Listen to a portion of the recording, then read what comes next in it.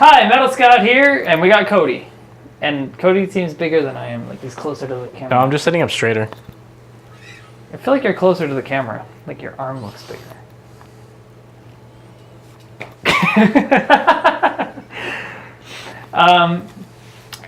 And this is the Ibanez SRX2 EX2, which is just a catchy name. Lovely names, Ibanez. Lovely names. Keep it up. Yeah, honestly, between the 250, the 270, the 300, the 350, and then like you're like, which bass am I looking at?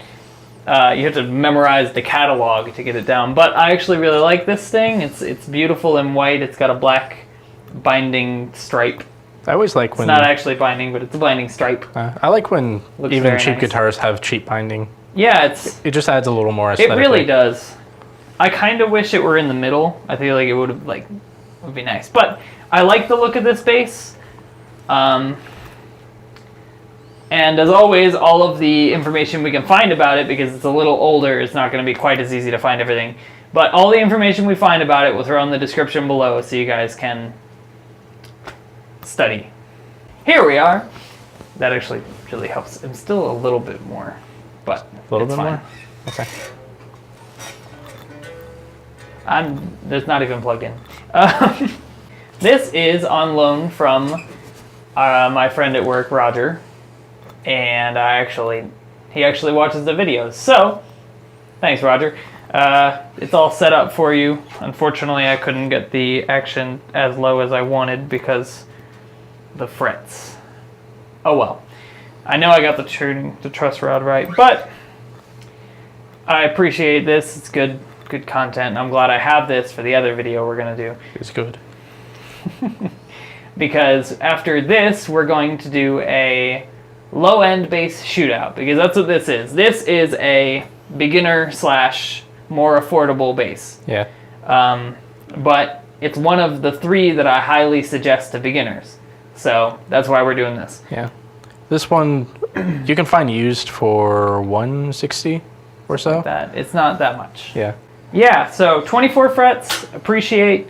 Let's talk about things you can't talk about, or you can't tell. I think the tuners are kind of cheap. I don't know what they are. It doesn't say. Who would have guessed on a $200 bass the tuners would be cheap? But we're talking pros and cons. So cons, the tuners are kind of cheap, and the bridge is the weirdest thing I've ever seen. I'm going to actually get it close to the camera. Let's see if it'll focus on it. It's not... I'll have to hit the focus button.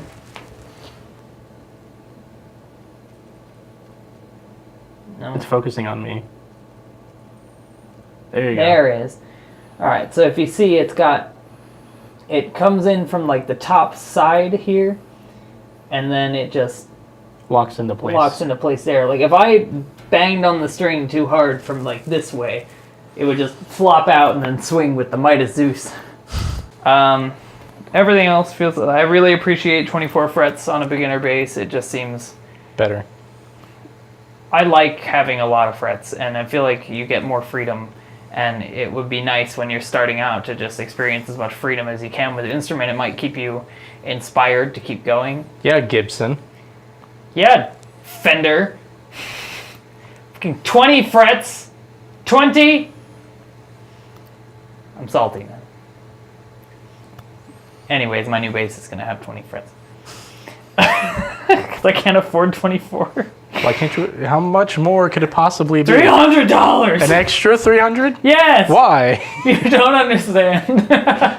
Why is it? Well, that's $100 per fret. It's because of what I'm doing. It's because if I got the $400 one, it would be from Warmouth. Oh, okay. And if I get it in the baked maple, and it would be a whole event. It'll be a thing. It'd be a thing. But let's talk about this. So it's got 4 knobs on it, which is confusing as hell, because I honestly, I wouldn't have expected it to be the way it is. 4 knobs. Master volume. Start it closest to the neck, master volume. Then your pickup selector. Pickup blend. Blend, yeah. Yeah. Pickup blend. The bass, and treble EQ. It's an active bass, so I think you'll get that with anything with an EQ in it. I made it angry. Well, one thing we can say about it probably needs new wiring on the output jack. So let's play on it. I'll start with just the neck, and currently I have it as the bass a little over half, and the treble a little under max. So, neck pickup.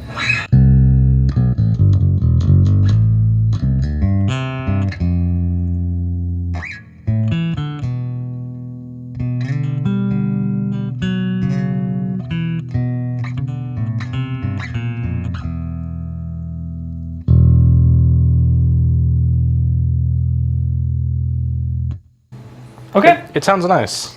I actually really like the way this sounds. Yeah. I got it, like this is my preferred setup on it, so a little over half on the bass, a little under max on the treble. I like it. It's really like snappy. So that's the neck. Let's do the Bridge.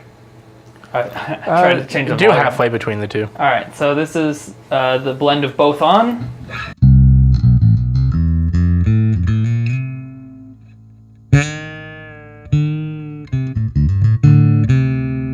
It's a little less forgiving than I'd hoped for.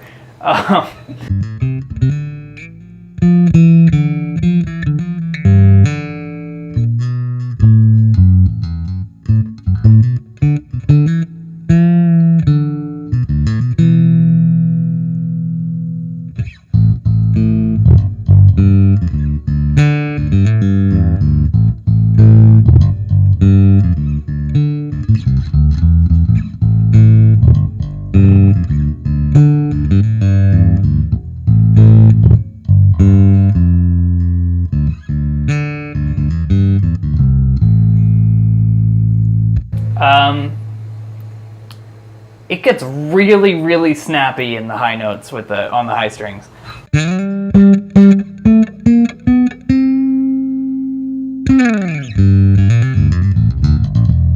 Yeah. But I mean, it's not bad. It's just a little strong. I'd probably like drop the volume a little bit if I were playing. I'd bring down the treble a little bit.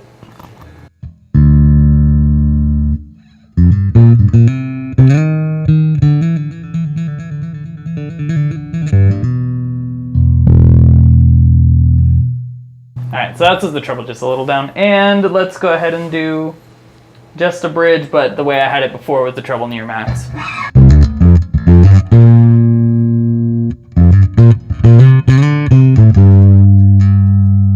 I like the bridge. It's a very loud bass. It's a very loud bass, but I like the bridge.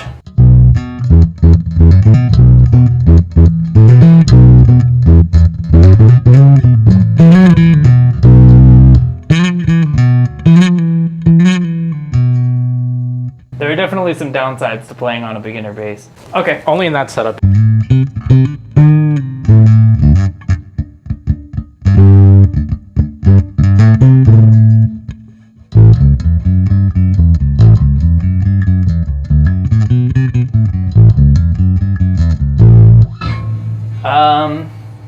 What do you gotta think? What do you think? Oof. Chimey. I'm not a big fan of particularly trebly bass. It's tinny when it gets that trebly. So let's crank it down to a little over half, so they'll both be EQ'd at over half.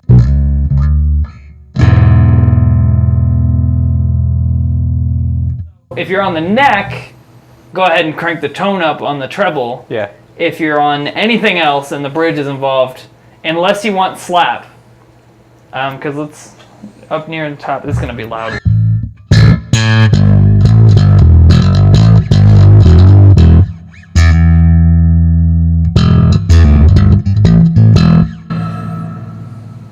That reverb though. Yeah. I'm killing him. No, you're killing the microphones. I'm killing the mics. All right, so just Bridge back under half, a little over half on both of these.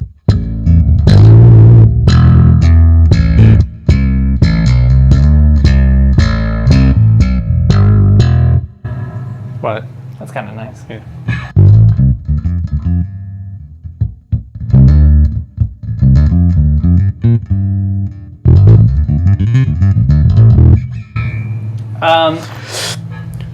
Why don't you take a whittle at it? A whittle. Take a wang dango at that thing.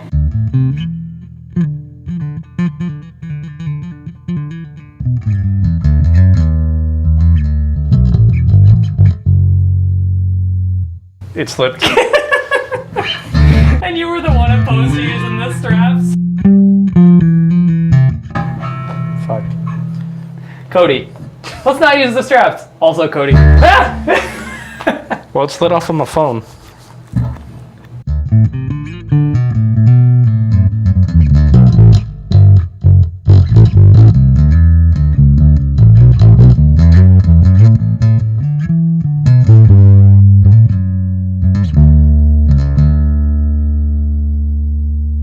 So,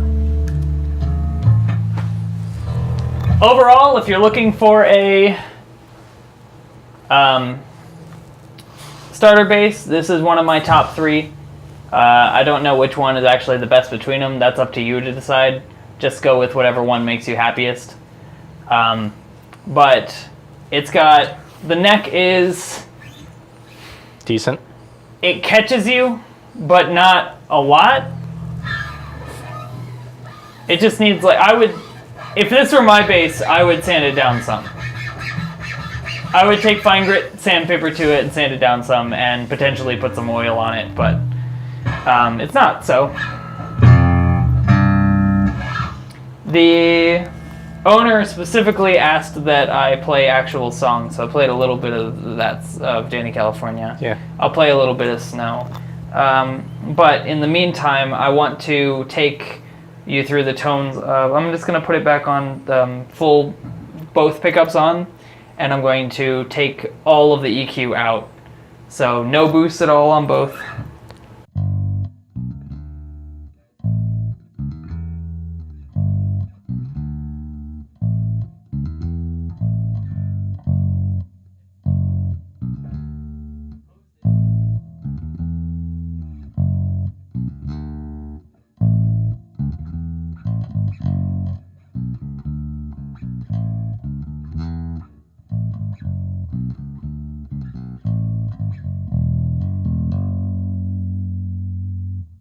Let's go all bass, no treble. Typical bass behavior.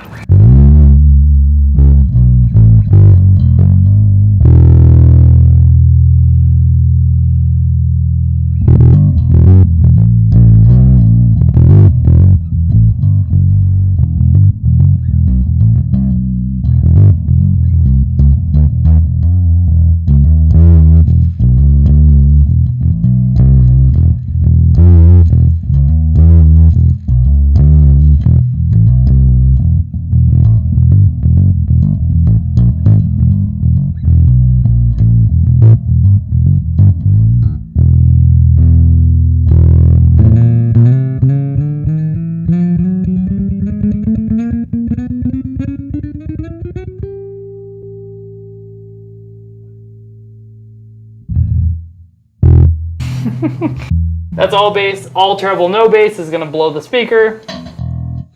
Oh, it's actually quiet, you need the bass. Huh.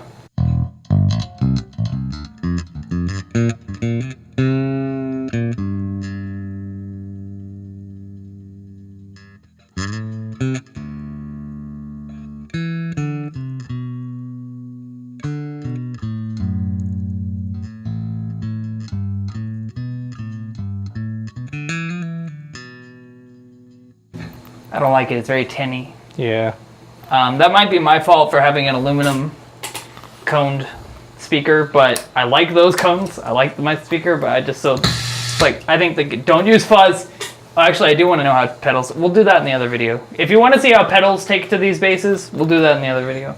But all that's on right now is the Tone City Tiny Spring, which is a reverb, because my bass amp has no reverb. So, That's this.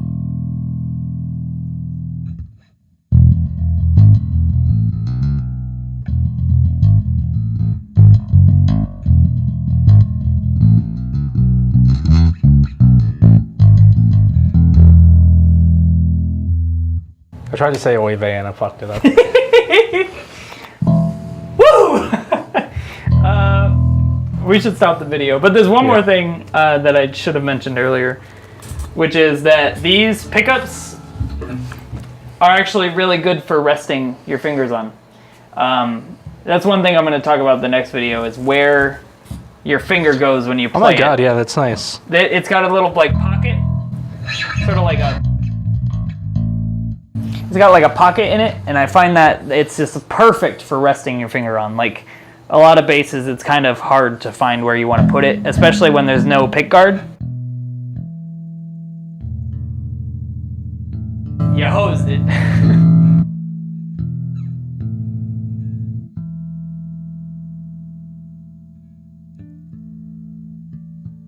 Anyways, I'm Metal Scott, that's Cody, this is Robot Romance. Thanks for watching, and